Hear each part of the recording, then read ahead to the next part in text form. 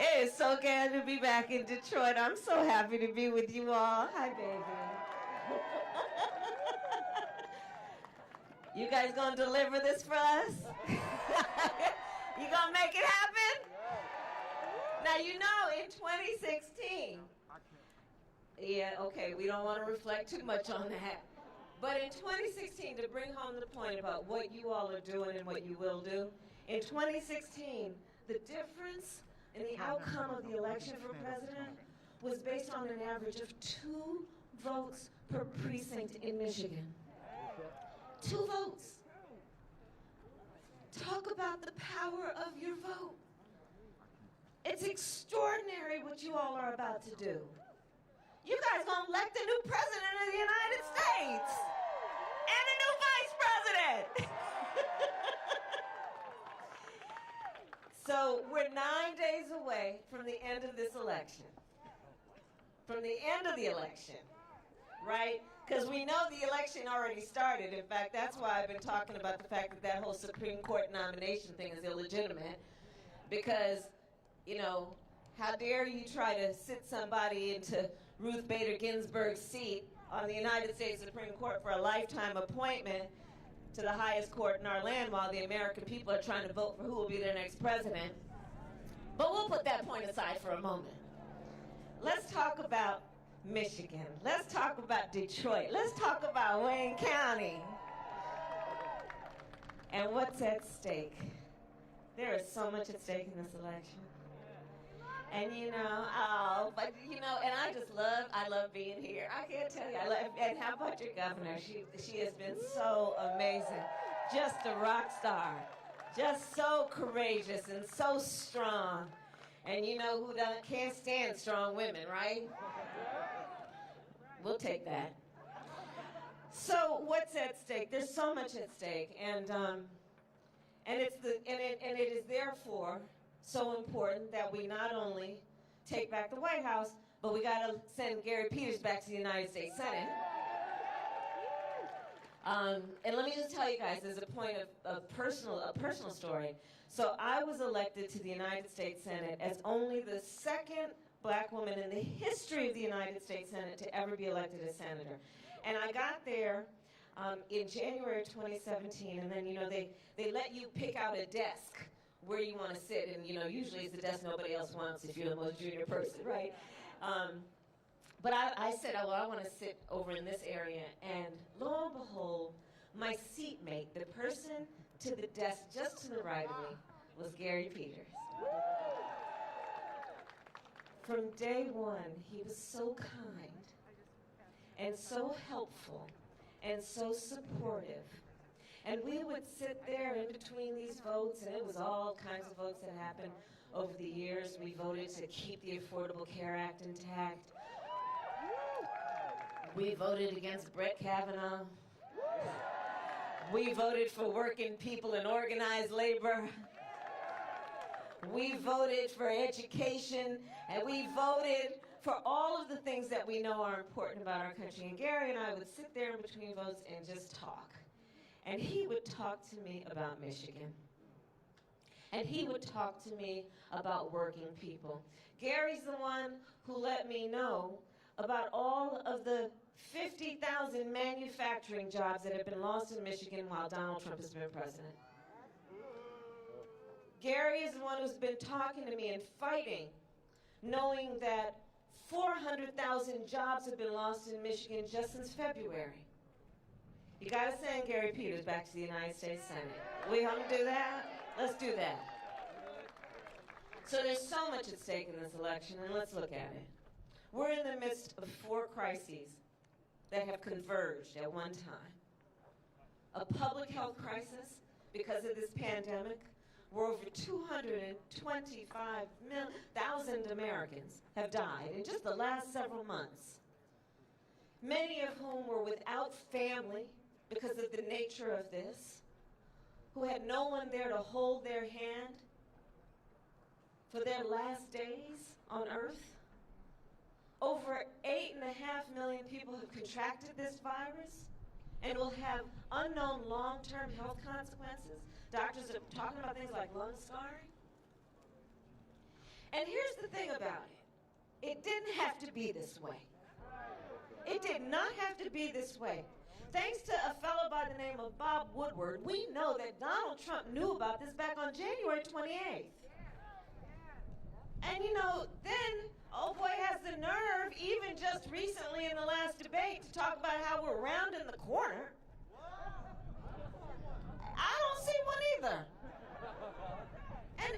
And here's the thing, January 28th, he was informed. This thing is deadly. 5 times more deadly than the flu. He was informed it could hurt children. He was informed it was airborne. And he sat on that information. He did not share it with the American people. And then he had the gall to suggest it was a hoax, to suggest you shouldn't take it seriously, to suggest, well, he keeps a ledger and you're on one side of his ledger. If you wear a mask, you're on another side of his ledger if you don't. And now look at where we are. There is so much at stake in this election. Versus, on the other hand, Joe Biden, who back since March has been talking about what we need to do to heal. It's a pandemic, a public health crisis.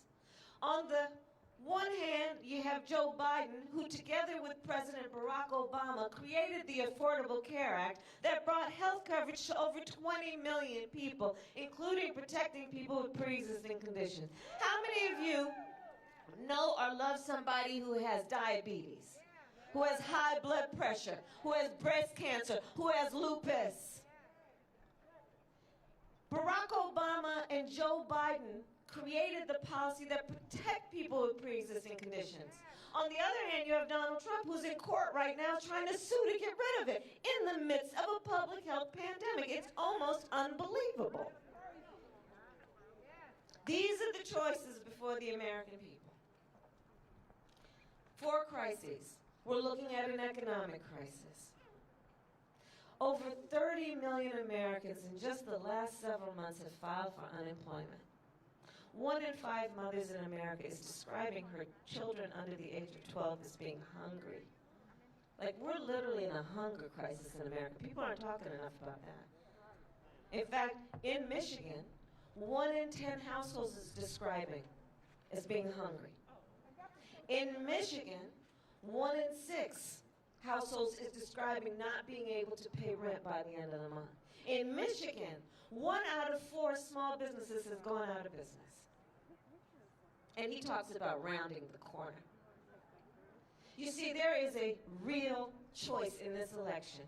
Because on the one hand, you have Joe Biden, who says, looking at the brothers and sisters at IBEW and the building trades and then the House of Labor, and says, when you ask me how the economy is doing, I will ask you, well, tell me how our working people doing. That's how I measure how the economy is doing. How are working families doing? Then I will tell you how the economy is doing. And that's why Joe says we will not raise taxes on anyone making less than $400,000 a year. That's why Joe says no working family should pay more than 7% of their income in child care. That's why Joe says that first-time home buyers should get a $15,000 tax credit to be able to buy a home, which we know is the greatest source of economic health and well-being for American families. And on the other hand, you have Donald Trump, who measures the success of the economy by asking, well, how's the stock market doing? By asking, how are rich people doing? That's how he measures the success of this economy, which is why, as one of his first acts, he passed a tax bill benefiting the top 1% and the biggest corporations of America. But let me tell you what Joe and I are going to do. We're going to get rid of that. And we're going to invest that money in working families in America. We're going to invest that in infrastructure and build up our roads and bridges and our renewable energy. We're going to invest that, knowing it will create billions and millions of jobs. We're going to invest that, knowing folks like IBEW and our building trades and so many others who have these apprenticeship programs that are the best in the world will help us build up skills to take on these jobs because, yes, Joe and I will raise minimum wage to $15 an hour, but we also know that's the floor, not the ceiling.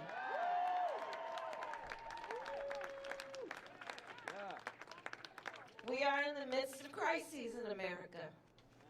A public health crisis, an economic crisis, a long overdue reckoning on racial injustice in America. And on the one hand, you have Joseph Biden, who has the courage to speak truth and say Black Lives Matter. On the other hand, you have Donald Trump, who will never speak those words. Donald Trump, who stood on a debate stage in front of 70 million Americans and refused to condemn white supremacists and then double down by saying, we'll stand back and stand by. America wants and deserves a leader who understands the sign of strength, true strength, is measured not by who you beat down, it is measured by who you lift up.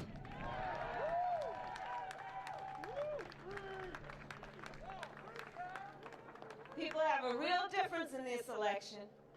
The contrast couldn't be more clear. And then looks at what we're dealing with in terms of a climate crisis. You know, I come from America, so you got Oakland County. Well, I was born in Oakland, California. So we got more connections than one. In California and all over the western part of our state, we're seeing wildfires, burning out whole communities, people having to flee their homes. Firefighters have perished in those fires. Firefighters I have met and talked with, in fact, my brother-in-law is a firefighter in California. I have met and talked with firefighters who are putting out fires while their own homes are burning. In the Gulf states of our country, people being ravaged by the storms, whole communities ravaged.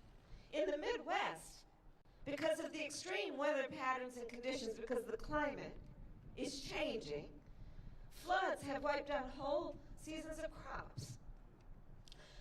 On the one hand, you have Joe Biden, who says, hey, you gotta embrace the science. You gotta recognize that this climate crisis is truly a crisis, that this is about our need and our children's need and our grandchildren's need to be able to breathe clean air and drink clean water. Hello, Flint.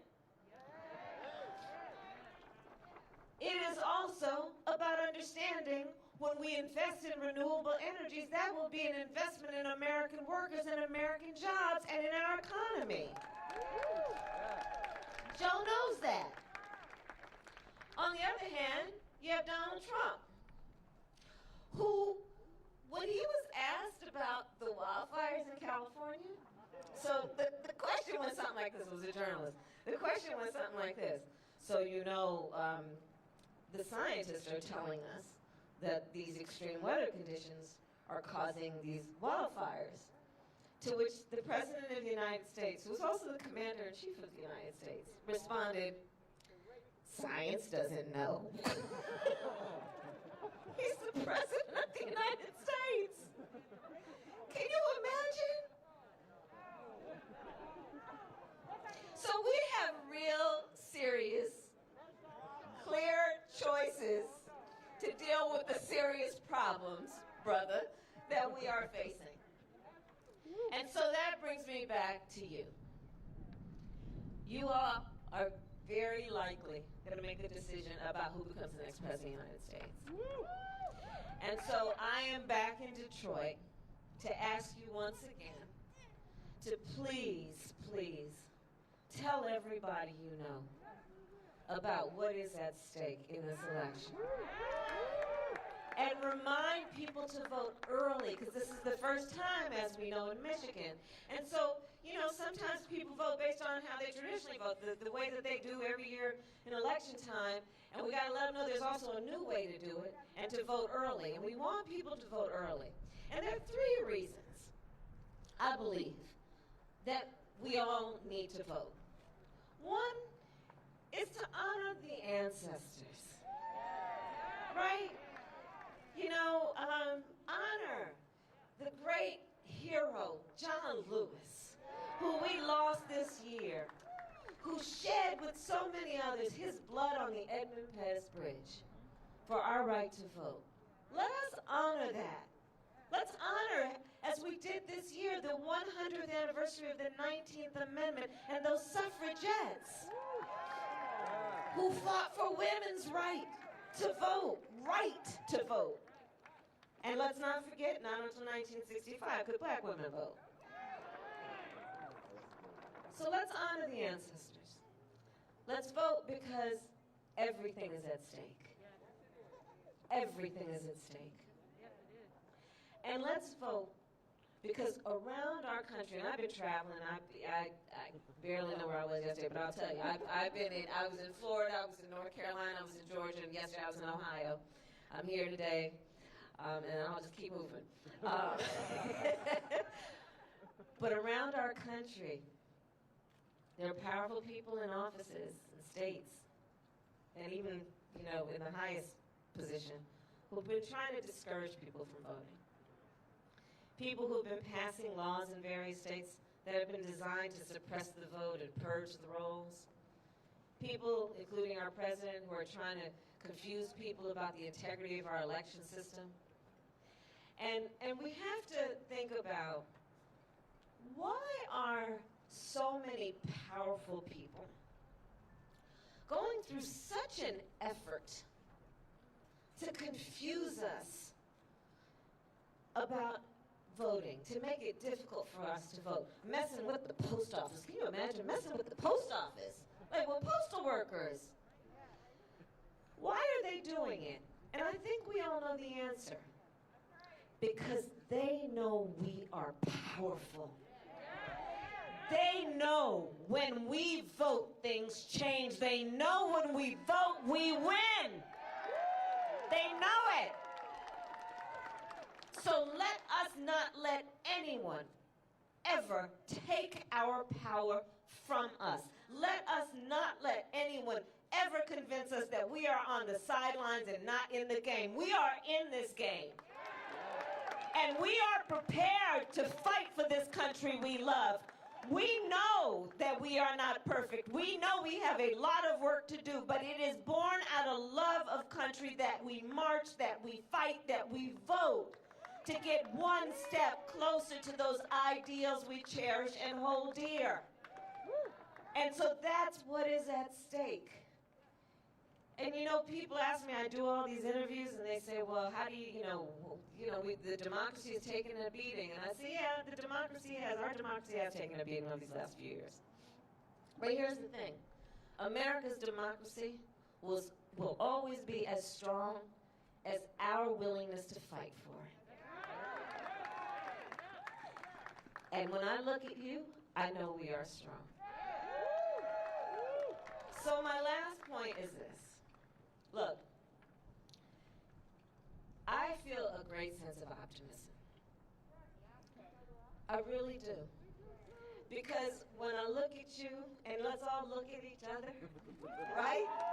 Like, this is good. This is good. We're good.